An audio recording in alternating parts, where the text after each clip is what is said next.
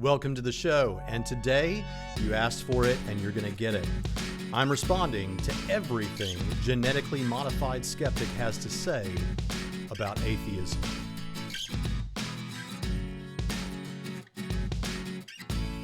Okay, so I'm not actually probably responding to everything that he says about atheism, but I had several people send me messages and say, hey, you need to respond to this genetically modified skeptic. I'd never heard of the guy, and so I took a look, and yeah, he's a pretty influential YouTuber, and so I decided it's worth my time to take a look at this. It sounds like that some of my followers think that he's got a lot to say. Apparently, I mean, since I deal with the theistic arguments and the resurrection case, the actual evidence that a classical apologist wants to look at when we're giving reason to believe that God exists, surely he's got a lot of material on that. I mean, he's probably gone through the evidence and offered some good responses from an atheist perspective, and so we can deal with those in detail. I have narrowed the discussion or this subject of this video to one playlist on Genetically Modified Skeptic's channel, and that is the one titled Atheism. So in that playlist, he has 17 videos. Of those 17 videos, I'm going to say something about 17 of them, all of them. Now, I'm going to dwell mostly on one or two videos because, might as well say this from the jump, I like this guy a lot. I say that in most of the videos that I do, but I really do. I mean, I poured into this channel and really watched everything, and I didn't watch it all at double speed. I actually watched and took copious notes, as you can see on this channel, and particularly on this playlist. And in doing so, I began to really kind of relate to this guy. I got to really like him. I found some things in his story that were similar to things in my story, believe it or not. And so I found him to be a really likable guy. I think if I were lived where he lived, I think I could be friends with this guy. I don't know if he'd think he could be friends with me, but I think so. I mean, he seemed like the kind of guy that I hang out with. And so I really am sympathetic to particularly some of the stories that he told about family and friends and community. And so in that regard, I really became invested in his position as I went through this. However, as I looked through this list, I realized a couple of things pretty quickly. Despite what some people probably thought when they sent me to his channel, I don't think his intention with this channel is probably what I thought it was. I don't know that the intention of this particular atheist YouTuber is to really deal with the theistic arguments, the evidence-based things that Christians will provide, because that's not really a lot of what he deals with in this. He deals with more, and I don't mean this in a pejorative way, he deals with indirectly the things that have to do with worldview as it relates to religious people and non-religious people. And so because of that, you don't find too much on this channel. Now, if there's somewhere else on the channel, I tried to look at all the playlists, and I thought this was the one that deserved the attention the most. I don't find much on this channel in terms of dealing with the actual evidence that Christians will give or religious people will give for believing what we believe. I didn't see much treatment of that, which means if you're interested in the truth claims of these different religions, or of Christianity specifically, since that's what I hold to, I don't think this is the channel to come to find a debunking of the truth claims of this religion or a dealing with that. Maybe you want to go somewhere like Rationality Rules or Cosmic Skeptic. We're going to see them today, at least one of them.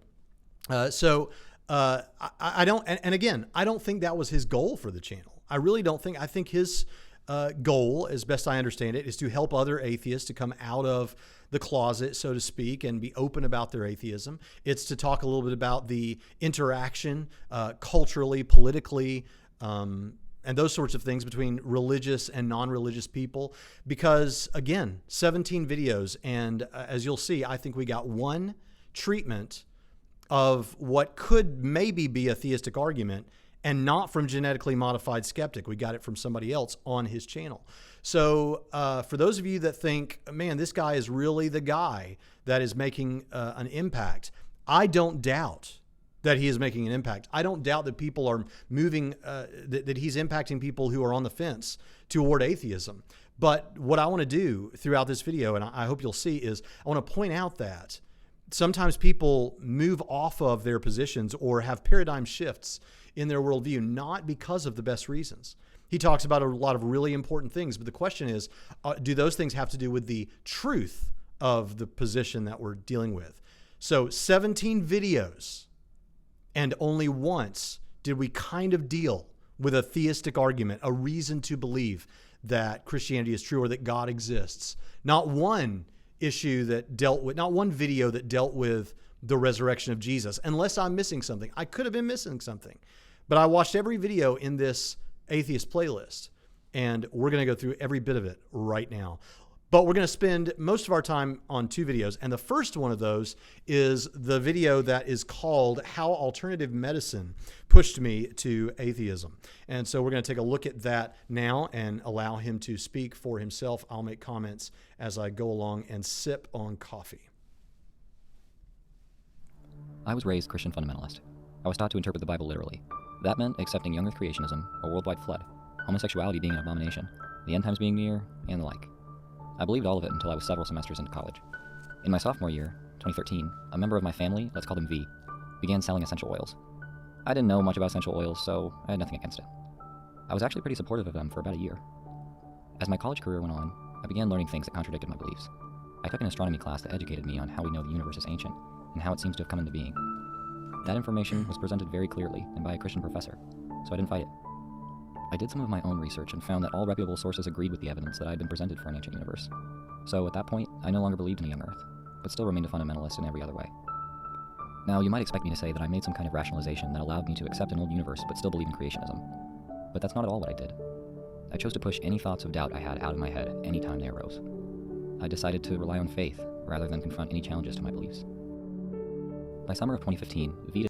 Okay, we're going to stop right there, and I want to point out a couple of things. First of all, you should be already seeing that one of the things that's important to this guy's story, and one of the parallels that he wants to draw, is that between essential oils and his Christianity, what he calls fundamentalist Christianity. Now, I can't speak to the efficacy of essential oils. I don't know anything about that.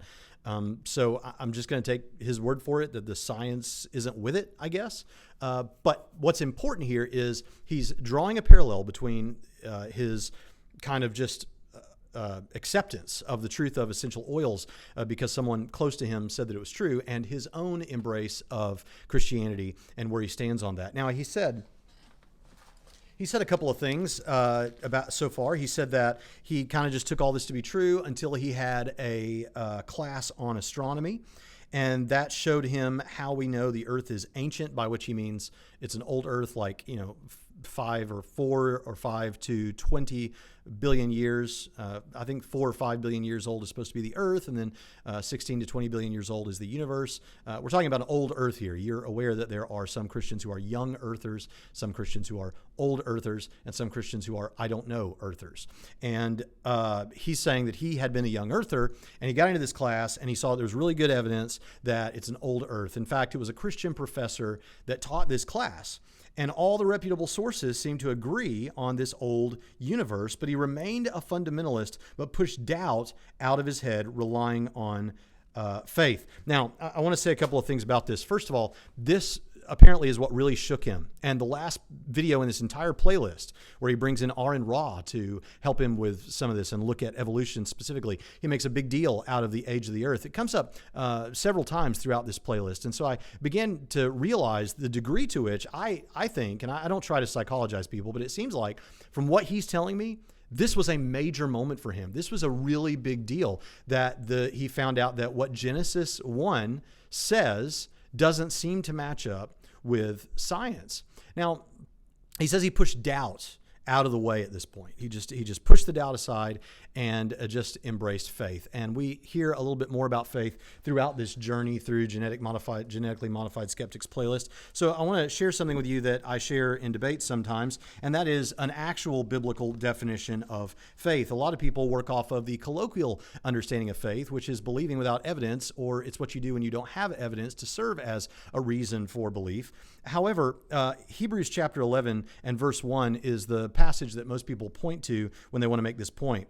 And here is, I think, a better translation than most of what you get from most people. Faith, quote, faith is the assurance of things hoped for, the conviction of things not seen. Now, this comes in a chapter replete with examples of people who are exercising faith in the face of incredible evidence, the likes of which most Christians will never experience. People who had incredible supernatural experiences that were undeniable from their perspective, and yet they're exercising faith. So if faith means believing without evidence, which is what seems to be assumed in this video and in many atheist videos, it doesn't seem to match the biblical definition of faith. And if you think I've cherry-picked a verse, I have. I cherry-picked the very verse that most people go to who are atheists to make the point that faith is believing based on nothing, because they think this verse is the most hospitable to that position. In fact, the word that is translated faith in the New Testament is pistis. And pistis is the conviction of the truth of anything. It's belief, and in the New Testament, of a conviction or belief respecting men's relationship to God and divine things, generally with the included idea of trust and holy fervor born of faith and joining with it. So you've got this word mentioned 227 times in the New Testament, and I can tell you how many times it's mentioned in each book if anyone wanted to know. So if you think, well, yeah, fine, but I still think the early church position was that it's believing based on nothing, or faith is just where you stick, what you stick with when you don't have good reasons to believe. Theophilus of Antioch, in his letter to Autolycus, book 1, chapter 8, said this. I want you to consider it.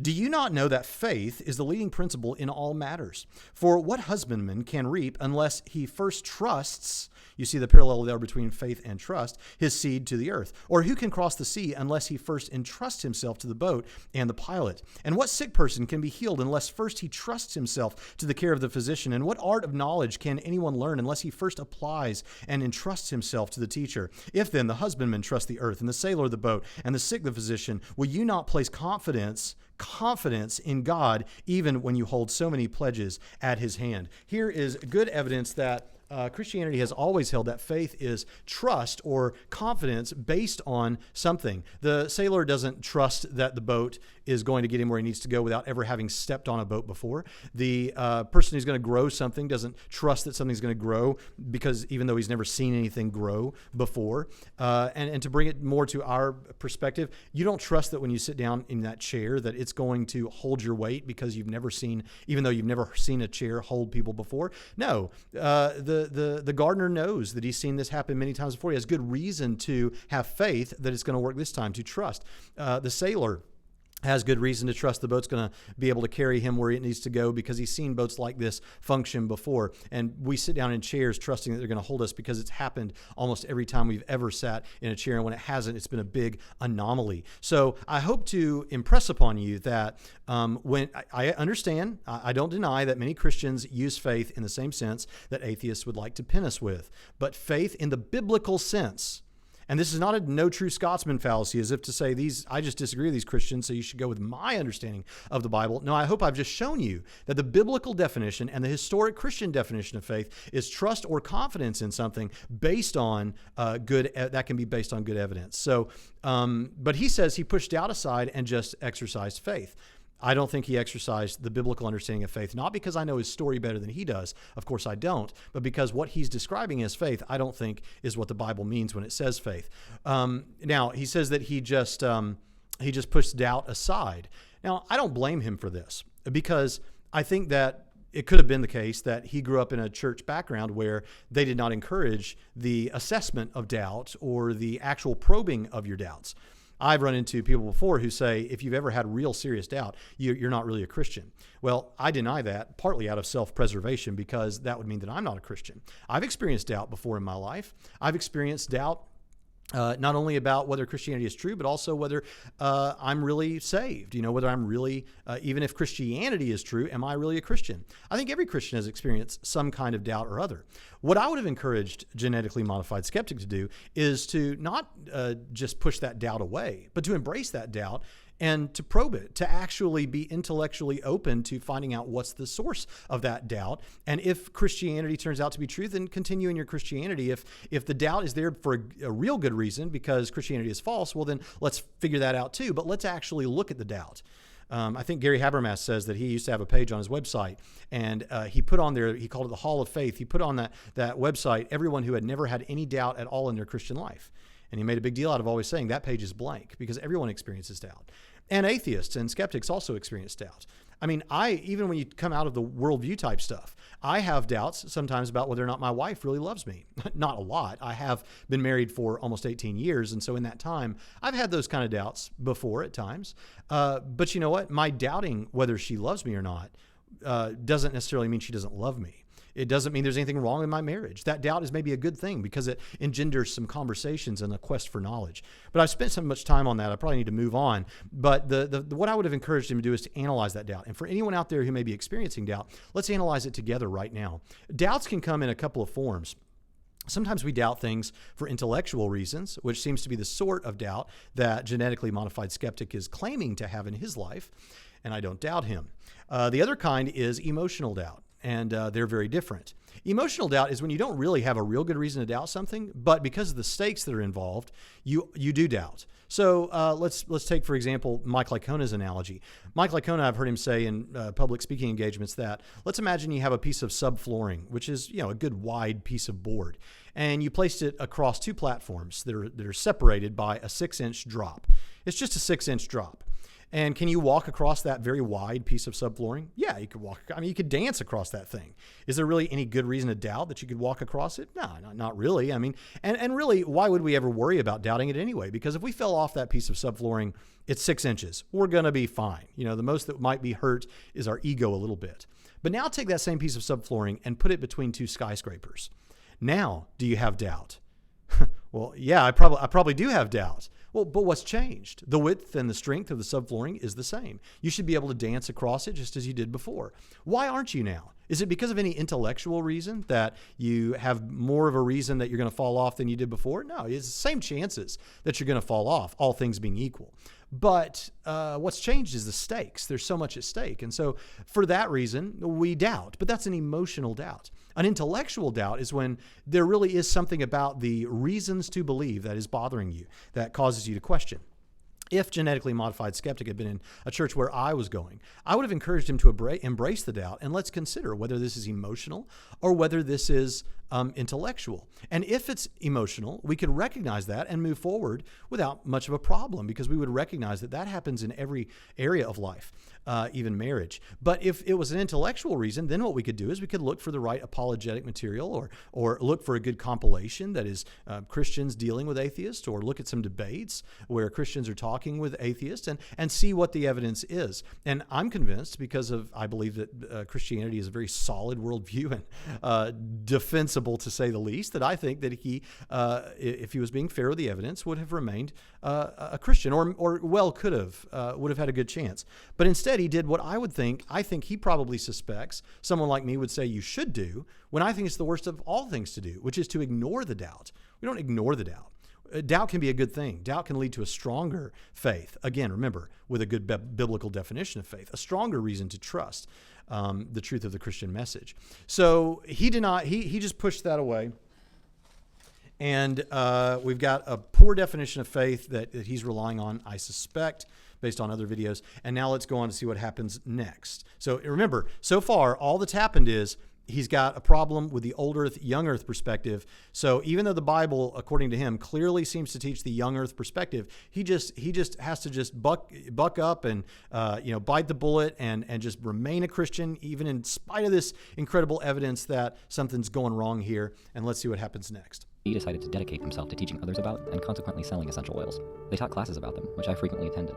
After a few classes, I had questions about the evidence behind all the claims I'd been hearing. Those questions were met with unsatisfactory answers. From that point, these claims became more and more outlandish. They said oils could cure cancer and that the government was covering that up. They said prescription medicines could be replaced by herbs and that the human mind could control the makeup of an essential oil on the quantum level. Shift in consciousness creates a shift in biology. I had some serious doubts about those claims, so I asked V for evidence once again and was met with nonsensical replies. Knowing the truth about the topic was important to me. I didn't want to be ignorant of a government conspiracy, but I also didn't want to be duped by any snake oil salesman. So I decided to research on my own. Oh, by the way, I want to say something here. Occasionally I'll see this thing floated out there that people who are non-religious have a higher IQ than religious people. Now, understand, we could subcategorize all kinds of different people based on all kinds of things.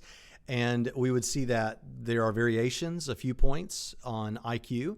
And but here's the thing.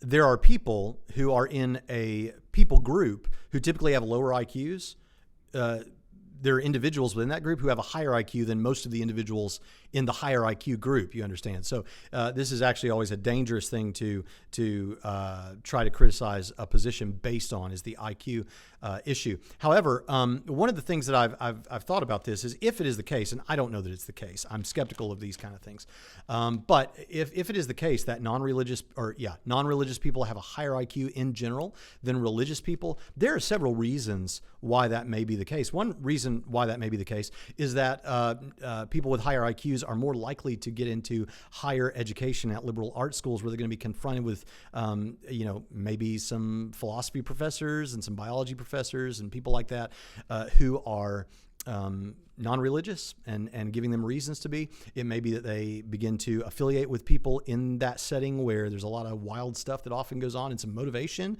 to reject religious belief. There's a lot going on here that you need to parse out, and correlation is not always causation. But one thing we find among high IQ people is typically they don't like to be duped. They get really upset because they pride themselves on being smart. I'm not saying this is genetically modified skeptic. I'm just playing off something he did just say. He didn't want to be duped. One of the issues he had with this essential oil stuff is he didn't want to be duped. And that's something that people with high IQ, I'm sure he has a high IQ. And so I don't want anybody pulling the wool over my eyes. I see that kind of stuff coming, man. I'm not like that. And so that can put you in a position where you're a little more skeptical than you should be about certain things. So anyway, let's move on. So we're seeing the dichotomy now between the essential oils and the Christianity, the truth claims of these two positions. My own. In college, I studied research methods for several semesters, so I knew how to recognize and read peer-reviewed material. That's where I turned to first. Quickly, I discovered that V's claims not only lacked evidence, but had been thoroughly debunked for decades. Frustrated, I confronted V with this information. Their response was vitriolic, and I realized that my skepticism was being taken personally.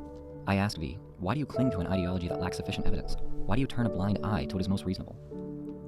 I've seen it personally, and it's important to me, they said. Instantly, I was convicted. I was guilty of the exact same irrationality. Why was I so readily skeptical of alternative medicine, but not Christianity? Because my faith was important to me. Okay, now I want you to notice something here. He says that he looked into the evidence and the essential oils thing was bunk. Now, again, I don't know anything about that. If you sell essential oils or you believe in essential oils, maybe it's true. I haven't looked into that. Maybe it's false. I don't know. But notice what's been said here. Are we talking about really an evaluation of the theistic arguments, the resurrection?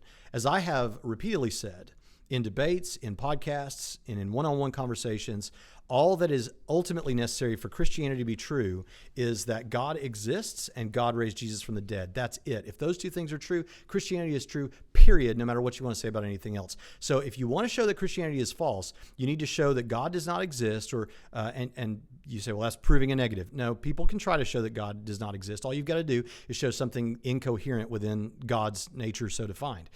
You could try to show that God doesn't exist, or that God did not raise Jesus from the dead, and I've given in other videos ways that you could do that. Christianity is falsifiable; it just doesn't turn out to be false. So are we going to hear anything about any of that? What we hear instead is this person that he calls V has said, he says, why do you believe this in spite of the fact there's all this evidence to the contrary? And she or he says, well, because I've seen it work. I've got personal experience with it, and it's important to me. Okay, now he says then that's what happened with me with Christianity. I thought that I had this personal experience with it, and it was important to me. So then I was really like, and this led to basically the tumbling away from Christianity. We're going to see more of the story in just a moment. But here's the thing I want you to notice about this. What's wrong with saying that one of the reasons you believe something is because you had a personal experience of it and it's important to you? I think that there are many people today that believe evolution is true because they believe they've personally had an experience with the evidence that is true. People believe that Donald Trump is currently the president of the United States of America because they have personal experience that is true. And for some people, it's meaningful to them. There are people that believe in any number of things because they have some personal experience. You say, well, yeah, but there's got to be more than that. Okay, fine. But all we've heard so far is she had a personal experience, but the evidence didn't back up and verify her personal experience. Okay, you had a personal experience of some sort with Christianity, but now the next question comes. In both cases, we've got a little piece of evidence. Someone claims to have had a personal experience. That's a piece of evidence. You're right. There needs to be more evidence to back that up, to verify what they're saying, because their personal experience doesn't count as evidence for you necessarily. If you need to see some evidence for yourself. But it's something. Okay, they're saying there's something to this. I've been a Christian all my life, so maybe I feel like I have some reason to believe this. So now let's look at the evidence. That's where this should go. Does it go there? Kind of. Let's move on. A silent depression filled the next several months of my life. I knew my faith deserved a challenge, but I was afraid to open a door I'd never be able to close. Regardless, questions that I had pushed aside in the past crept into my awareness. They bombarded me constantly, and eventually were all I could think about. For my own sanity, I had to confront them. The foundation of my faith crumbled as soon as I earnestly sought the truth, regardless of the conclusion. Okay, now he says that he had all these questions that need to be challenged. Now, he doesn't tell us anything, and frankly, look, Genetically Modified Skeptic, if you ever see this, I don't blame you for that. It's a 5-minute and 9-second testimonial video. I don't expect you to give all these great, debunkings or whatever in this video. In the playlist, I mean, yeah, kind of. And I'll get to why in just a second. Because I've already said I understand that this is not the sort of channel I think you have, but I think the way you set things up, we should expect that, and I don't think we got it, but we'll talk about that in just a moment. But notice that he said as soon as he opened the door to letting these questions be challenged, he suddenly, everything began to crumble. His worldview crumbled or whatever.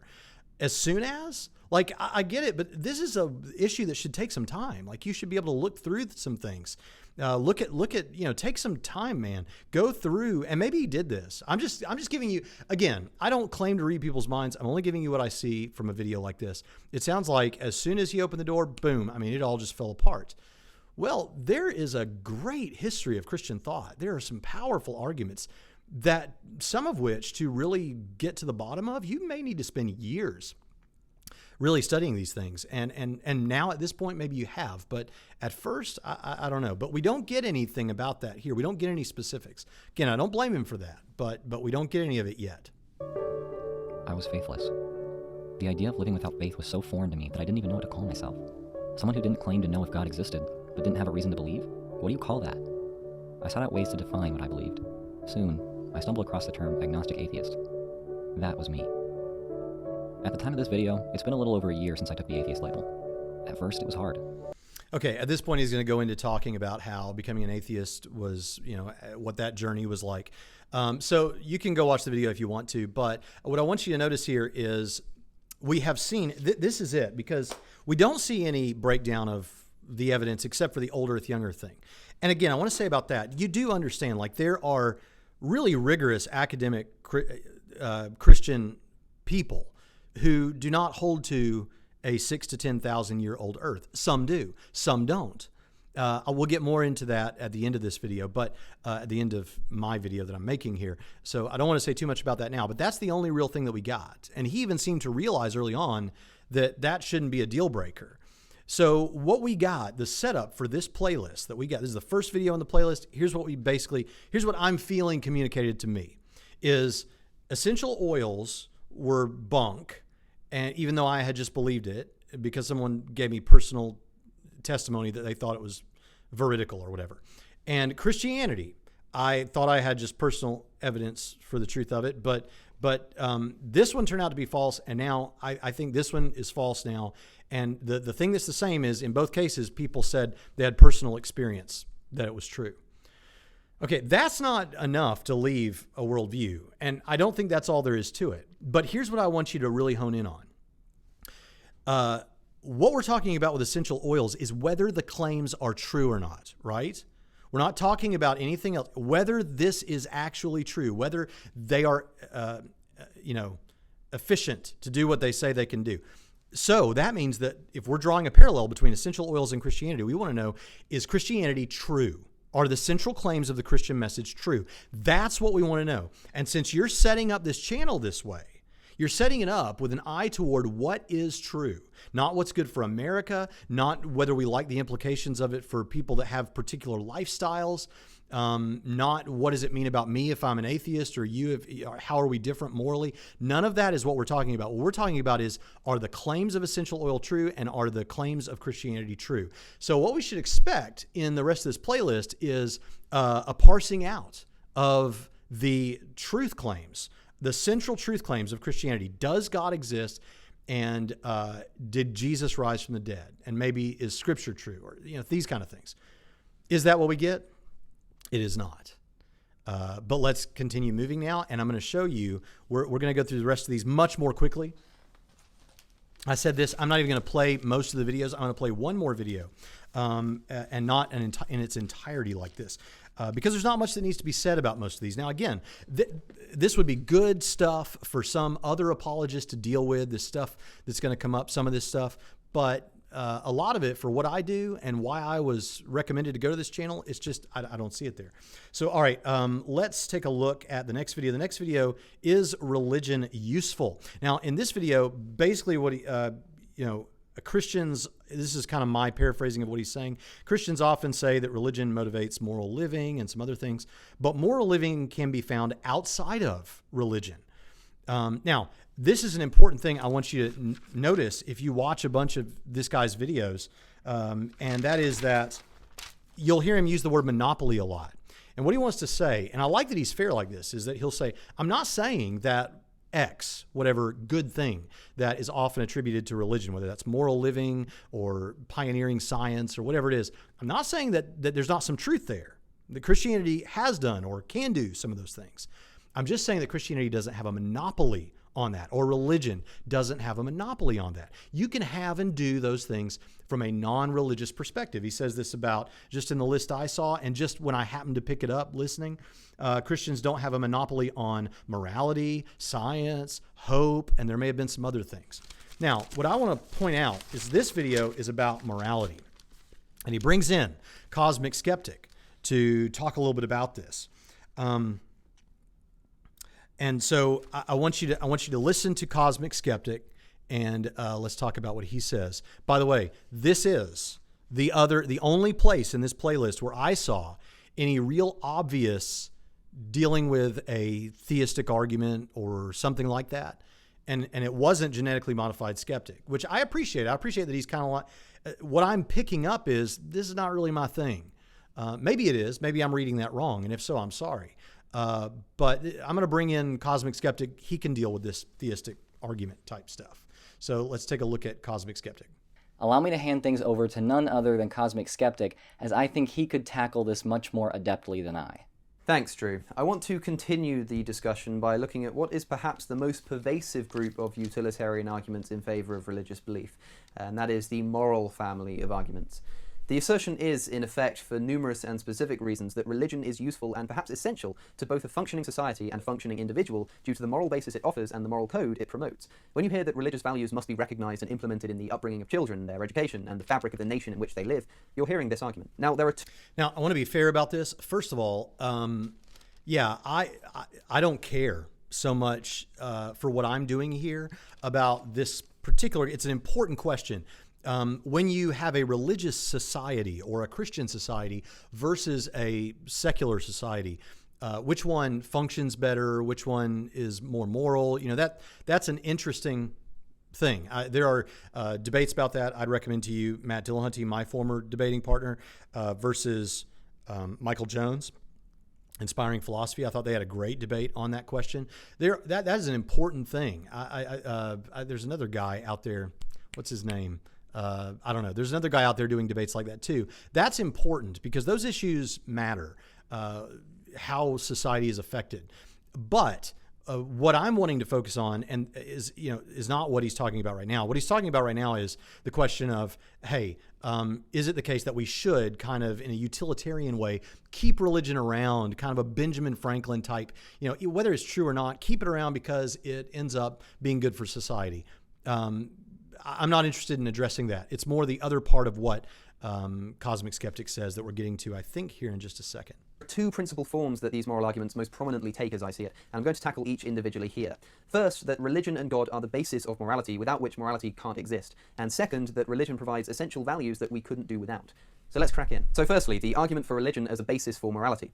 This simply no longer holds the sway it used to. This is likely due to the increase in religious pluralism and the overall decline of religious belief in total, whilst morality is just as pertinent a social issue as it ever was. The argument claims that an objective moral basis must exist for morality to make any sense, and that this basis must be some higher being in order to have the authority required to be this basis. With that in mind, there are two ways that you can dispute this form of moral argument. The first way is to suggest that the objective basis for morality is not a god, but rather something else, and something a little less supernatural. The obvious contemporary choice of scholar here is Dr. Sam Harris and his book The Moral Landscape, which proposes that well-being is a more appropriate basis for morality. It's a compelling argument, and I've discussed it at length on my own channel before, but it's not the only argument against religion as an objective moral basis. The second contention you can have is that there is in fact no objective basis for morality at all, and that all morality is entirely subjective. Now, naturally, this opens a Pandora's box of problems such as moral relativism and the idea of cultural imperialism. That is, you can't say that female genital mutilation is bad, that's just your culture, your belief, you have to respect ours. And it may seem as though if we view morality as subjective, that this is a fair statement. But it's not, because even if we think morality is ultimately subjective, we can still recognize that all cultures subjectively do base their morality in well-being. And then the rest of Harris's philosophy becomes practically irrefutable. But I'm not going to focus on that, partly because I've discussed it before, but also because even if moral relativism was the natural conclusion of subjective morality, it wouldn't necessarily be any worse or really any different than religious morality. Let me explain. Remember, there are thousands of gods and thousands of schools of theology. Even if 10 people believe in an objective religious morality, they may still all have completely different ideas about what is objectively moral according to each's own god. Furthermore, you may have noticed that any person's god always seems to agree with the person's own moral opinions to an extent that almost resembles the suspicious. To quote Bertrand Russell, people don't have an ethic based upon their theology, they have a theology based upon their ethic. I'll further explain this with a simple thought experiment. If you're religious, then answer me this question, and do so honestly. If your god explicitly Okay, so what I want you to notice here is, so he's laid out a couple of possibilities. He kind of recognizes that this moral argument that Christians want to bring, and the one that's on everyone's minds, the one that is most commonly used, is William Lane Craig's moral argument, which says, if God does not exist, then objective moral values and duties do not exist. Duties being things that you should or shouldn't do, and values being value-based claims. So if God does not exist, then objective moral values and duties do not exist. Objective moral values and duties do exist, therefore God exists. What we want to say here, and I've said this in my video response to Jacqueline Glenn, so if you want to get it with more nuance, go there. But basically, he understands, everybody kind of understands that in the ultimate sense, you've got two sorts of things. You've got objective things and subjective things. Objective things are like matters of opinion. 2 + 2 = 4 is objectively true. And what we mean by that is, I'm sorry, did I say opinion? Objective things are matters of fact. Subjective things are matters of opinion. So 2 + 2 = 4 is objectively true. And that means if everyone on planet Earth, or 99% of everybody on Earth, believed that 2 + 2 = 7, they'd just all be wrong, and 2 + 2 would still equal 4. Because it's a matter of fact. Subjective things are more like matters of opinion. So are bald-headed, bearded men the most attractive kinds of men? Well, I wish that was a fact, but it's subjective. It's a matter of opinion. And fortunately, it's the opinion of my wife, but it's still subjective and not an objective fact. Now, the question is, say we always test these things at the fringes, and that's why we always hear this same example. Torturing a baby just for the fun of it, okay, because you like to hear their screams or something. Is that wrong? Well, most of us would say, yeah. Is it a matter of opinion, or is it a matter of fact that it's wrong? Most people kind of intuitively want to say, no, that's a matter of fact that it's wrong. And what they're saying is it's objectively wrong. The problem is without God, you don't get that. There is no other grounding for objectivity. There just isn't. It becomes a matter of opinion. So because we all know that it's objectively wrong to torture children just for the fun of it, then God exists. Because if God does not exist, then you don't get those objective claims because you don't have a grounding for that objectivity. And there's a lot more that can be said about that. There are challenges to it, and I've covered those in other videos. But what Cosmic Skeptic brings to this is he says, all right, we got two options here. On the one hand, maybe something like what Sam Harris says is right, and we could say that there is an objective grounding for morality such that it's a fact, but it's not found in God. What it's found in is well-being. What's objectively good are those things that are good for human well-being, or maybe well-being for animals and whatever else you want to add into that. But well-being is the grounding for things being objectively good or bad. The problem with that is that still wouldn't get you to objective morality. Cosmic Skeptic seems to recognize this. Unless I'm misunderstanding him, I think he understands that's flawed thinking. And the reason for that is because groups of people agreeing on something, even if it's the group of the entirety of the people that live on planet Earth, that's still just opinion-based. It may be the opinion of everyone or a large group of people, but it's still subjective. To give you an example why subjective things are not just personal individual things. So my favorite flavor of ice cream, what I think is the best flavor of ice cream, that's subjective. But groups of people as well. So I live in Evansville, Indiana, and to date, the buying and selling of marijuana for recreational purposes is considered wrong by the people and government of Evansville, Indiana. That is to say, it's illegal. But that's the opinion of this group of people. But if I get on a plane and go to somewhere like, say, Denver, Colorado, guess what? That local government or group of people or whatever is that the buying and selling of marijuana, if I understand things correctly, is not wrong and is legal. So you still see that it's subjective. It's a matter of opinion. Just now a group of people instead of one person. So what if the whole world agreed, or 99.99% of the world agreed that something was right or wrong? And so we could build out this morality from that. That still wouldn't get you to matter-of-fact, objective morality. And the reason for that is, think about it this way. Take something that we know to be objectively true, like 2 + 2 = 4. Could you ever make that a matter of opinion just by adding more people to it? If 100,000 more people thought that 2 + 2 = 7, would it now equal 7? Well, what about 10 million more people? Would it equal 7? No. Well, what if 8 billion people all agreed that 2 + 2 = 7? Wouldn't that now mean it's 7? No, they'd just all be wrong. They would have the wrong opinion of that, and the fact would still remain that 2 + 2 = 4. So you see that this escaping that this is subjective, morality is subjective. Even if everyone agrees that well-being is the best basis for morality, that still doesn't make it objective. So that fails. I think Cosmic Skeptic understands that. So it sounds like he opts for the second idea, which is, we could still decide subjectively that well-being is going to be the grounding for our morality. And it never would mean really that torturing children for fun would really be wrong as a matter of fact, objectively. But within the subjectively chosen framework of well-being, now it can serve as, we can call that objective. This is kind of like Matt Dillahunty's, and I don't know if he came up with it, but his example of a chessboard, where we subjectively decided on the rules of chess and constructed this game of chess. But then within the game of chess, there are objectively good and objectively bad moves. So it doesn't matter so much if in the ultimate sense, something is right or wrong. All that matters is that within this structure that we've created, we call things right or wrong. But don't you understand, this is to miss the point. The very question is whether in any ultimate sense something is right or wrong. Because what you are saying then is, we will all consider it wrong if you torture a child for the fun of it. But it's still not really wrong. That's just a matter of opinion that it's wrong. That, I submit to you, any thinking person would have to reject. Because in order to argue to me that claim that torturing a child for fun is wrong objectively, in order to convince me that I'm wrong about that and that it really is a matter of opinion, even in the ultimate sense, you would have to present to me an argument with premises that were more plausible than my immediate experience and knowledge, and I suggest to you yours too, despite how clinical you want to try to be about this, my own experience that is wrong in an objective sense. So this doesn't get you there. This still leaves you with a subjective morality. You don't have an objective morality, and the only way you're ever going to get an objective morality is if you have a God to ground it in. Well-being will not get you there. There will always be people who don't care about well-being. We would have to say about such a person that if they killed 1,000 people, tortured them and killed them and raped them and all these kind of things, and then killed themselves because they don't even care about their own well-being, that they didn't do anything wrong. They just did what they like to do. And we kind of feel like it's wrong, but, we realize that in the ultimate sense, that's just a matter of opinion. I submit to you this is nonsense. And so it doesn't escape the issue that he's trying to escape, which is, can we have a grounding for morality outside of God? We can't.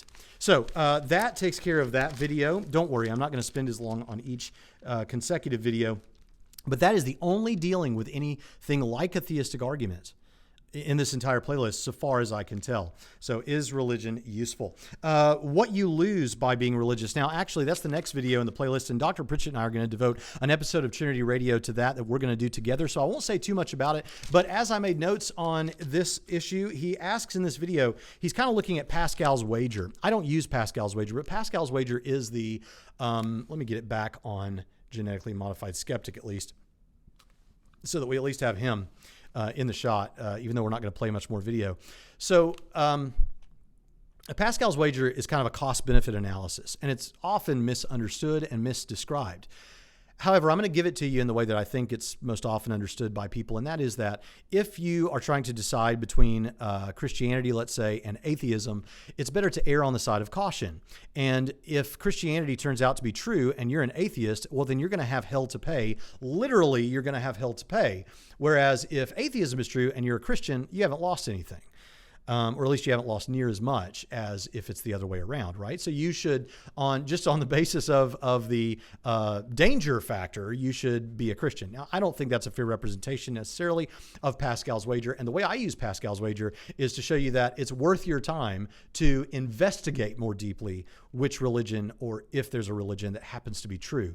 I think there are some problems with Pascal's wager, but we're not here to talk specifically about that. What Genetically Modified Skeptic wants to do in this video is to show that it doesn't work. And the reason that Pascal's wager doesn't work is because you're actually losing something to reject. If you reject, it's not just like if you're an atheist and Christianity happens to be true, you've lost something, basically all of eternity and hell. You're gonna have to face all of that. But if you reject atheism for Christianity, and Christianity turns out to be false, you've lost a bunch there too. And he lists out what he thinks you've lost. And this is great, because what I want you to recognize is what we have to be doing in this cost benefit analysis here is, on the one hand, with Pascal's wager, we've got eternal conscious suffering, if that's the case, in hell. On the other hand, we have whatever benefits, so avoiding hell is the benefit offered to you by Christianity. Now, as we know, there's a lot more benefit to Christianity that we would focus on, not just what it has to say about hell, but just going with, I think, how we're rolling here. You've got the avoidance of hell on the one hand, and on the other hand, you have whatever benefits he's going to share with us that atheism provides. And we need to see, do the benefits that atheism is going to provide for you actually outweigh the danger of hell, if hell exists? So here they are. Here's what he gives us. You lose freedom of sexuality. If you become a Christian and atheism turns out to be the case, you have lost the freedom of sexuality. You weren't able to express your sexuality the way that you wanted to necessarily. Now, again, I'm not going to comment too much on each one of these because we're going to do a show on this list, but think about that. If you want to live out your sexuality in a way that is not biblically permissible, for example, with Christianity, and you don't get to do that if you become a Christian, is that worth giving up if it turns out that hell was the case?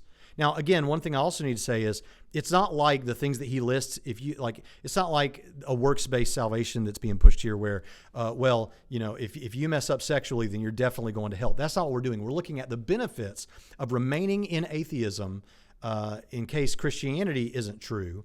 And then if Christianity is true, hell versus these benefits over here. So compare eternal conscious suffering in hell, if that's the case, which there's in-house debates among Christians about that. But compare that to living, getting sexual gratification in the way you want to. Do those things even compare? I don't think so. And I'm not trying to be, flippant about this. I realize that people's lives are heavily impacted by their sexuality. I've done a lot of videos on that sort of thing. I'm not trying to be flippant about that, but I am trying to be factual about this. If eternal conscious suffering is on the table, yeah, that's the cost-benefit analysis there. Sexuality is not even on the table compared to that. You lose the freedom to do what you want with your money. You don't want to pay 10% of your money to the church. Then remain an atheist. Is 10% of your money, does that even compare to eternal conscious suffering in hell? I don't think so. You miss out on the fear of hell. We're taking it right on the, if you're an atheist, you get to miss out on that fear. You don't have to be afraid of hell anymore. Well, okay, that's fine, but not being afraid of hell versus hell maybe being true, I mean, that sounds like, it's kind of like if you just decided not to believe in cancer, just think you wouldn't have to be afraid of cancer anymore. Well, okay, and then I might become a 2-pack-a-day smoker. But if smoking really does lead to cancer, if cancer is a real thing, it was not worth it, right? And that's what we're saying about this here. You miss the freedom to plan life how you want to. So if you choose atheism over Christianity, you get to be whatever you want. You just be whatever you want. Whereas Christians are going to say you need to consult God, and God's going to share with you what you should be and what you should do. Is getting to pursue a career that you want to pursue that perhaps is biblically not permissible or that God doesn't lead you to, is that worth hell? I don't think so. You missed out on eating or drinking whatever you want. Dr. Pritchett was in here a while ago, and I don't want to steal his thunder, but he kind of smacked his belly and he was like, yeah, when you eat and drink whatever you want, you look like this. So I'm not sure you might live a better life. I remember you did say that well-being, you guys did kind of couch well-being as the basis for objective moral values and duties. So on that framework, I'm not sure you get to eat and drink whatever you want anyway. So I'm not sure that counts in favor of you. But he's like, can you believe there's some people on earth who've never tasted bacon and never tasted beverage alcohol? I mean, just let's take a moment of silence for that. I'm not mocking you. But honestly, would people be healthier? Would things be better if nobody had ever tasted alcohol or eaten bacon? Trust me, I love me some bacon. I'm just saying, would we be a healthier planet? Yeah, probably would. So the well-being thing kind of works against you there. You missed the chances to dress however you want. And he specifically says, you might wish to dress immodestly. But if you're not an atheist or if you are a religious person, you might not get to dress immodestly when you want to dress immodestly. Is dressing immodestly, I mean, seriously, is that worth comparing to eternal conscious suffering? I mean, at this point, I think he recognizes it gets a bit silly here. You wasted time doing things like praying and going to church. And at the very least, he says, you get to sleep in on Sunday, and that's awesome. Again, we've got hell on the one hand in our cost-benefit analysis and sleeping in on Sunday. Think about that. I mean, as Dr. Pritchett pointed out, our church service doesn't start till 11 o'clock anyway. So how late in the day you want to sleep, man? Whenever you wake up, there's going to be a church service on Sunday, probably not too far from where you live. So anyway, but is sleeping in on Sunday worth hell? I can't see how. You missed out on living a life free of judgment, and particularly the judgment of God. I've been around a lot of secularist people who are not Christians. There's plenty of judgment among non-Christian. It's not like judgmentalism is exclusively a Christian thing. In fact, one of my favorite moments is there's a question in a debate one time that William Lane Craig was doing, and someone said, why should I go to church when all these Christians are so judgmental? All of them are so judgmental all the time. And William Lane Craig's response was, well, first of all, I don't know that that's true. And second, you sound pretty judgmental of these Christian folks, right? There's plenty of judgmentalism outside the community of faith, to be sure. You miss the opportunity. If you're an atheist, if you're not an atheist, you miss the opportunity to live an intellectually honest life and explore things like science and philosophy and all these sorts of things. Well, tell that to all the Christian people who are scientists and philosophers and people like me who love that kind of stuff. Tell us that. Why do we have to miss out on these things? Again, I think I'm not trying to psychologize him, but from what he's told me in this playlist, it seems like this goes back to his 6-day creationist upbringing and how Christianity has to be anti-science because of things like that. Not willing to open himself up to the possibility that Genesis chapter 1 is a difficult genre, and people have been saying that since the early centuries of Christianity, and that is not at all a response to science. There are people that use it that way or adopt a different version so that they can feel better about the relationship between the biblical material and science. But people have been trying to figure out this genre of Genesis chapter 1 since the early centuries of Christianity, when this scientific stuff wasn't even a problem. So I think that's a hang up that he's got, but I don't want to read you wrong. I mean, again, let me just stop for a moment and say, again, I do this all the time, but I mean it, especially with this guy. I really like this guy. I really think I could be friends with this guy, and I think he's a really smart guy. But I'm just saying this. Besides, if I even granted that being a Christian meant you couldn't explore certain disciplines that you like, which I don't grant, does that compare to hell? I don't think. I'm just going with the categories that he's laid out for us here. This is all stuff he said. You miss out on evidence-based mental health treatments. You miss out on evidence-based mental health treatments. So if you're a Christian and you go to a Christian counselor, for example, you miss out on evidence-based is what I understand him to mean. Maybe I'm wrong, but I think that's what he means. I had to take a class on Christian counseling last year as I'm working on my D-Min. I had to read the entirety of this, I forget what it's called, the Christian Counselors Association of America, their handbook, and that it was like that thick. I mean, it is a massive book.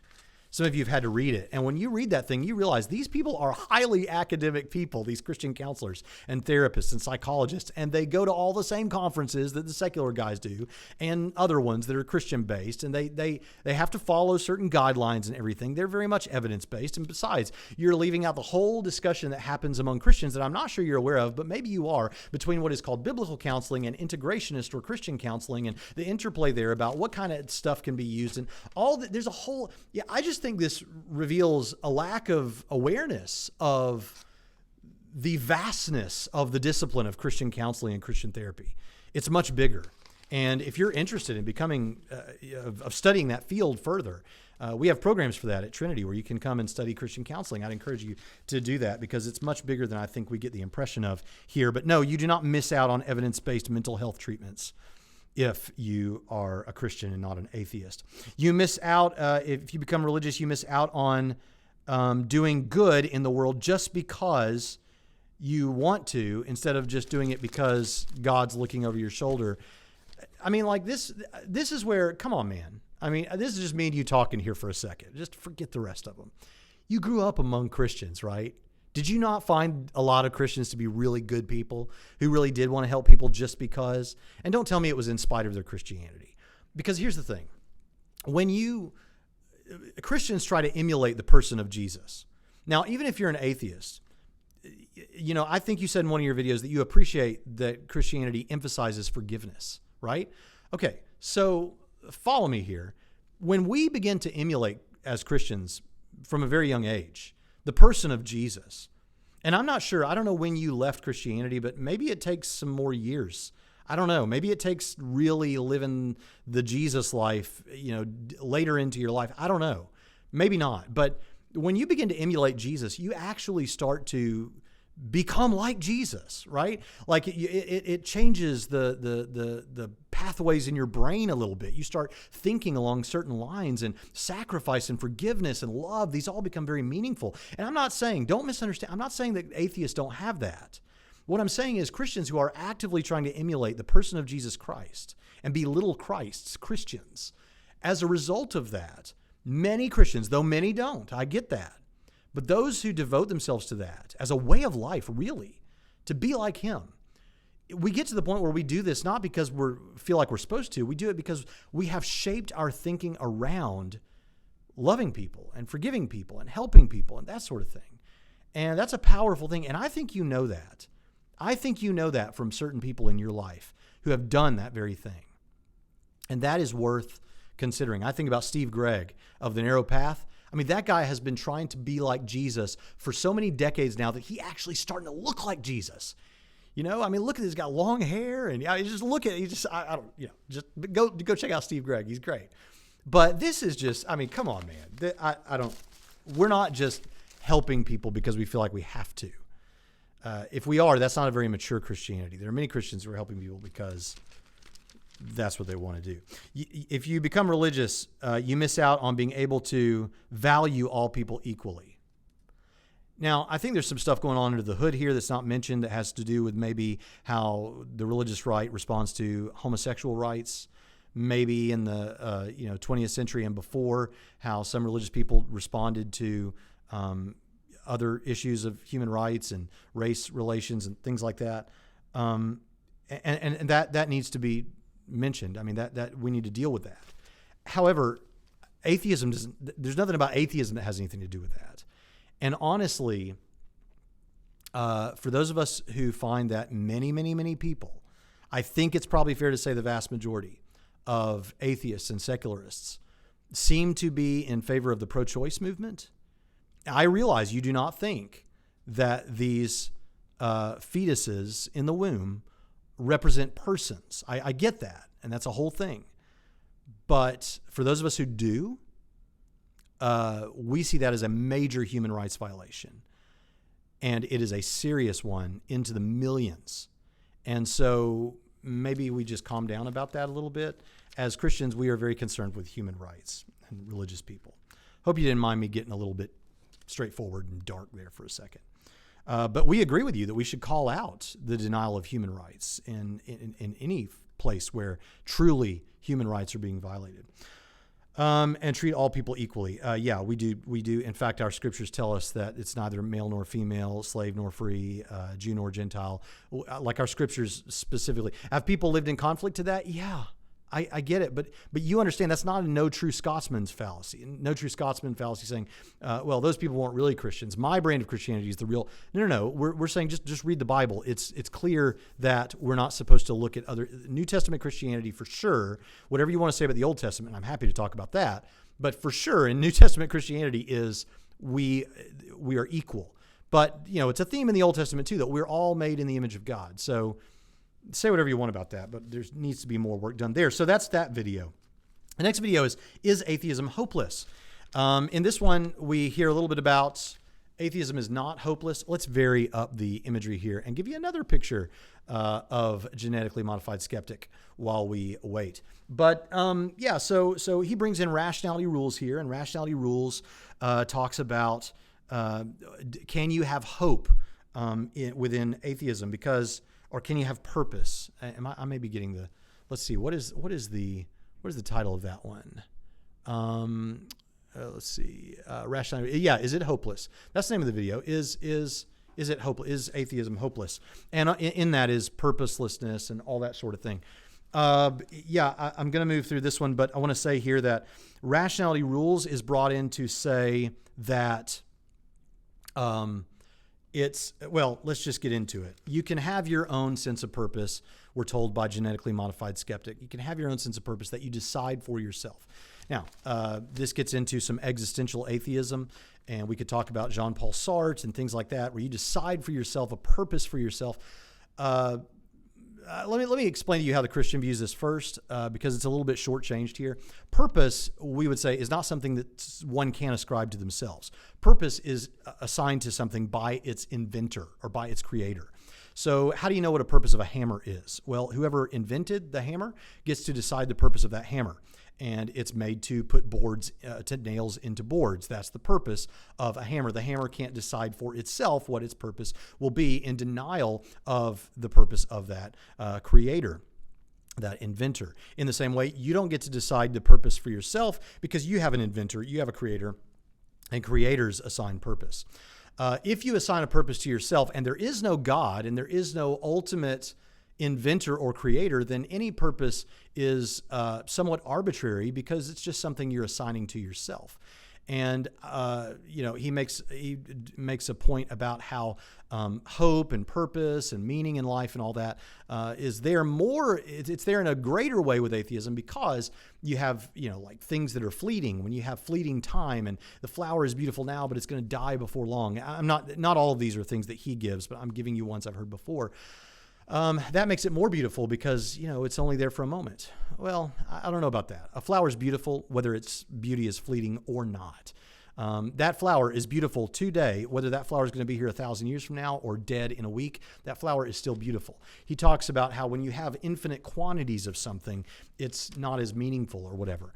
Well, we don't have infinite quantities of grass, but we have, from our perspective, seemingly infinite. Like I don't have any problem thinking that 10 years from now I'll be able to go out and see lots of grass. It's going to probably be there throughout the rest of my life. There's plenty of grass. As I'm looking out my window now, I see across the Ohio River, I see a big grassy hill. There's all kinds of grass everywhere, green, just grass everywhere. Guess what? If I still look at a particular patch of grass, it's beautiful. When I went to Northern Ireland a couple of years ago, I remember thinking, I thought that in the movies they boosted the color to make it more green than it was. No. You can't do it justice on film, how green the grass in Northern Ireland is. It's no wonder that C.S. Lewis took inspiration from that for Narnia, his fictional land of color and wonder. It was beautiful to me. Even though grass is going to be there for the rest of my life, and there's a seemingly, from my perspective, infinite amount of grass. Still beautiful. So anyway, that whole issue about whether you can have hope and all that in the midst of atheism, let's get to what is being presumed in the midst of this, even by rationality rules. And that is the presumption that atheism is true to have this discussion. Rationality Rules follows this up, and what he wants to say is some atheists, he says, the religious people want to say you have to have divine purpose in order to have real purpose. But some atheists actually have divine purpose, like Buddhists, because they do believe in a divine purpose, even though they're technically atheists.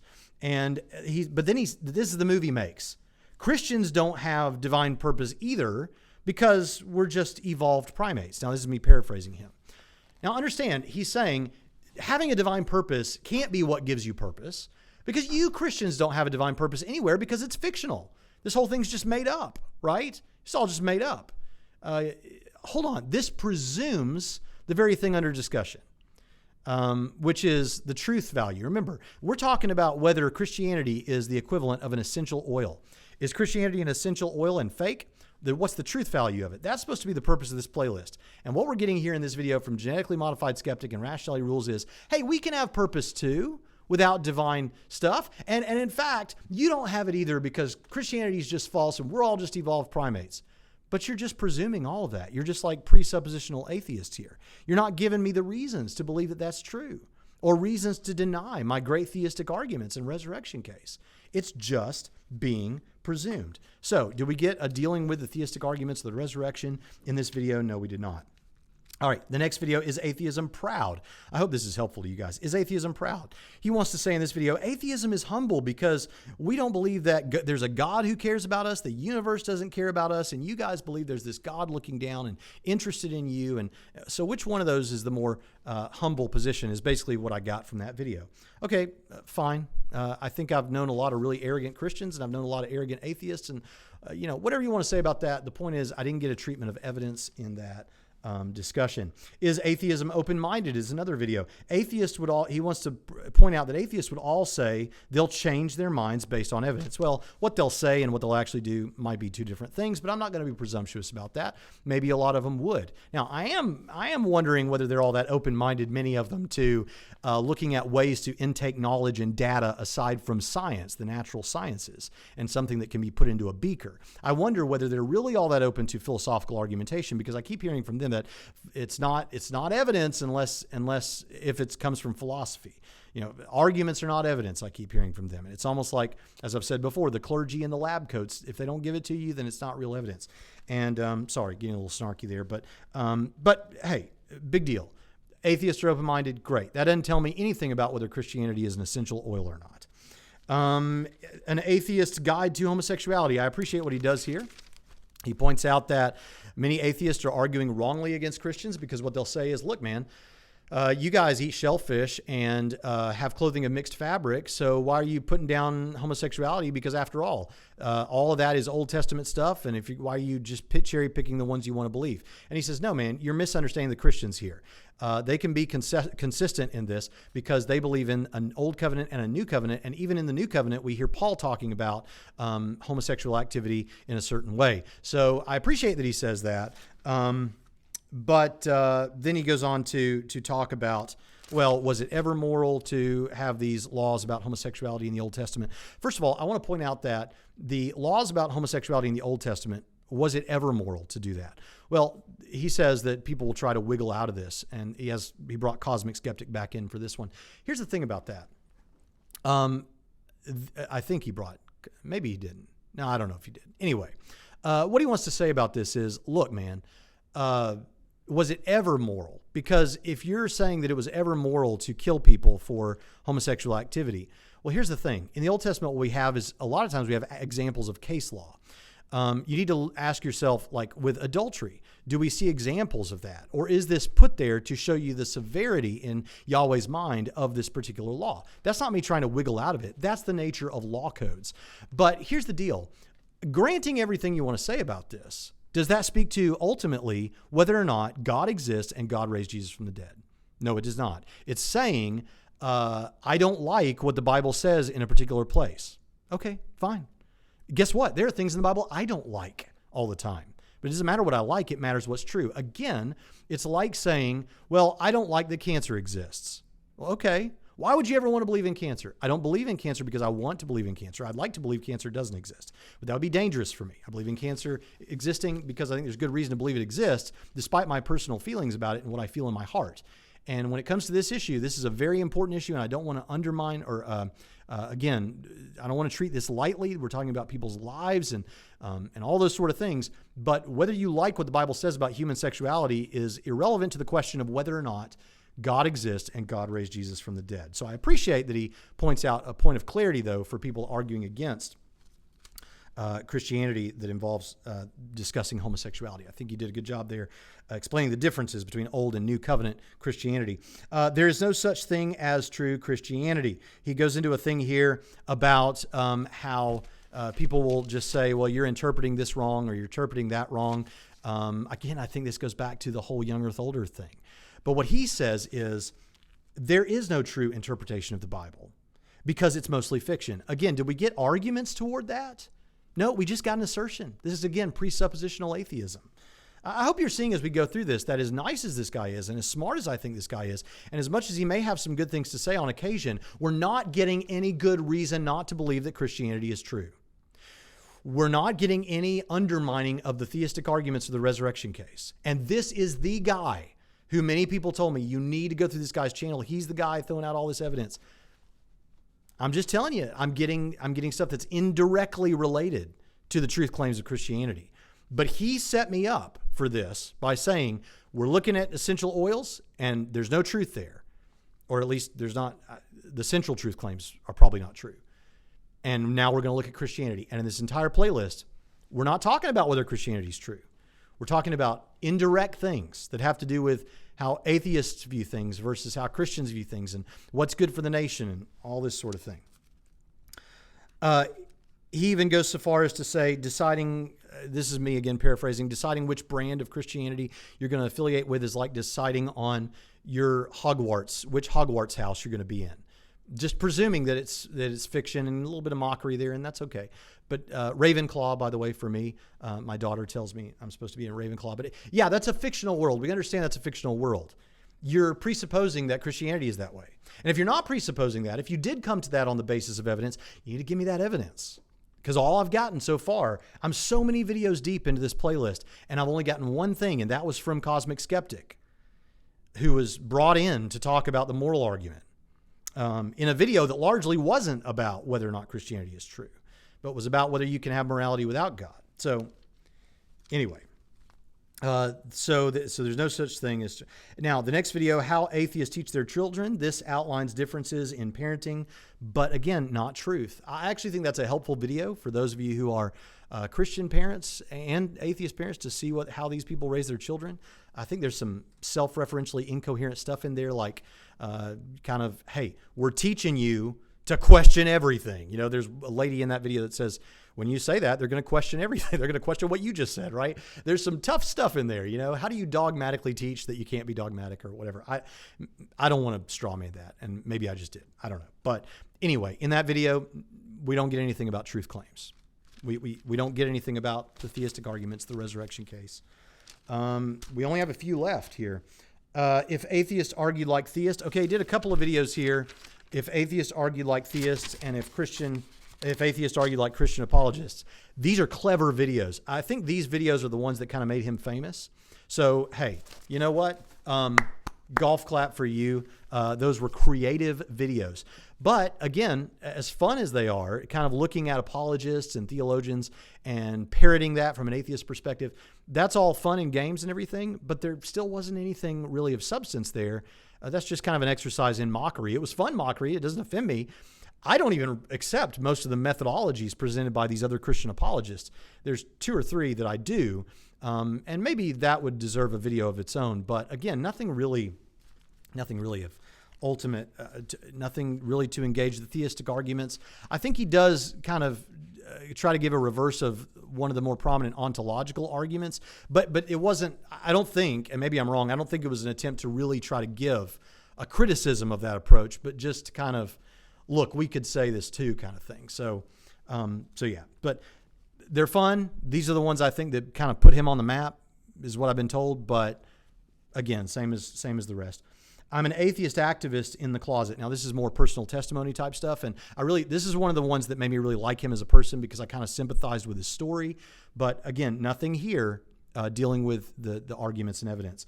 Awful objections to anti-theists. He goes through a list of objections people bring to anti-theists. Anti-theists being those people that, and I don't want to mischaracterize, but don't want there to be, like they don't believe in God and they don't even like the idea of there being a God, something like that.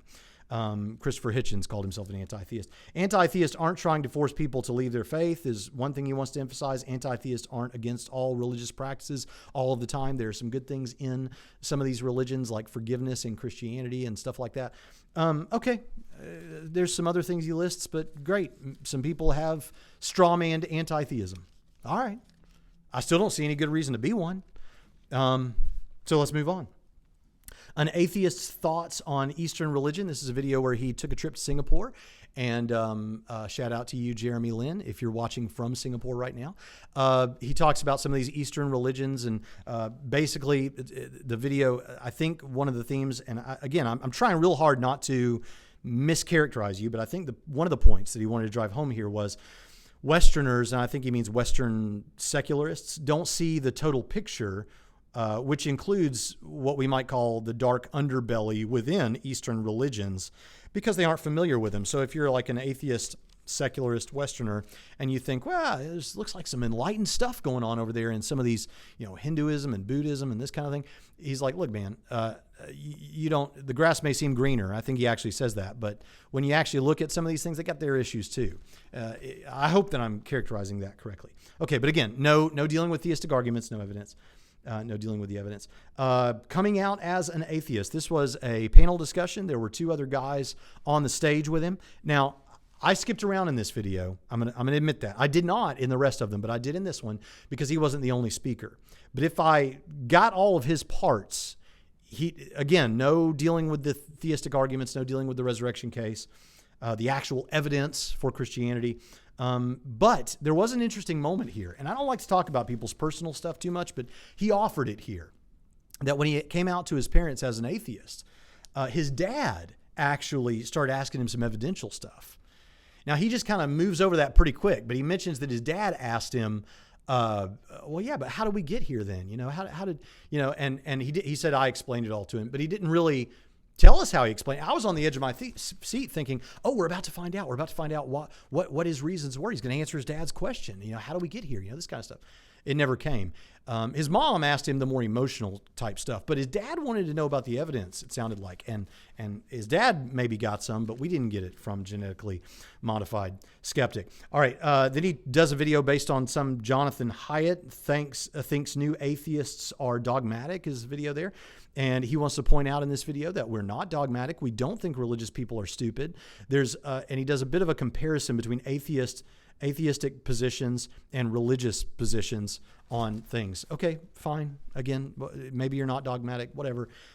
Maybe you're not a religion, as Ken Ham wants to define you, or as this Jonathan Haidt wants to say. But again, I'm interested in, are you going to deal with the truth claims?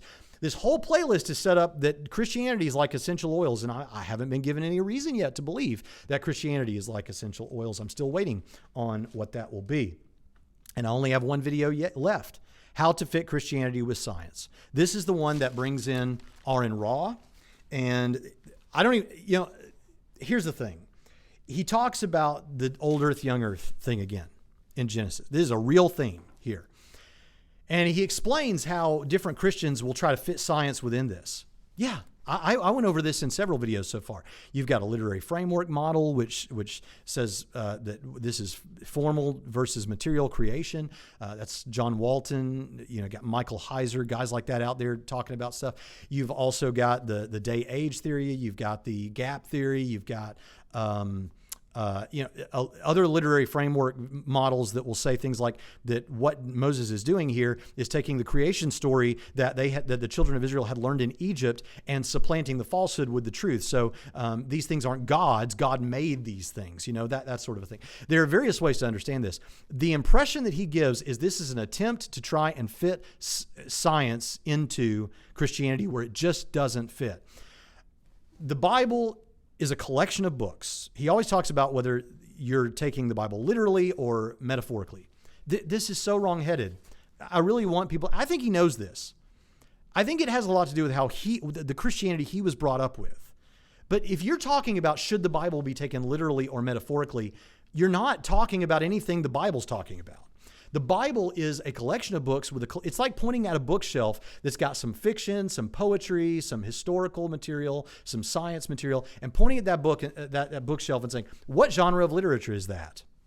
What do you mean? There's a lot of genres.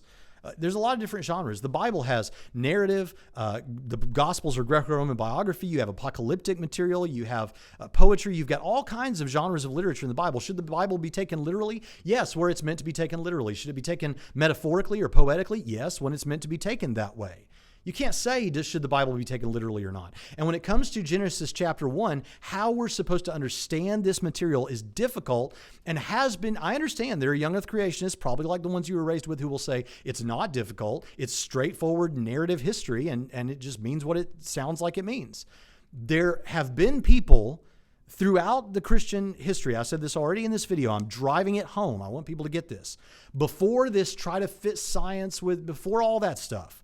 There were people already saying that the earth was much, much older than 6 to 10,000 years from our perspective. There were already people saying that. There were people saying that it was the age that it would be based on that reading. So, it's just, this is far too surface level treatment of this.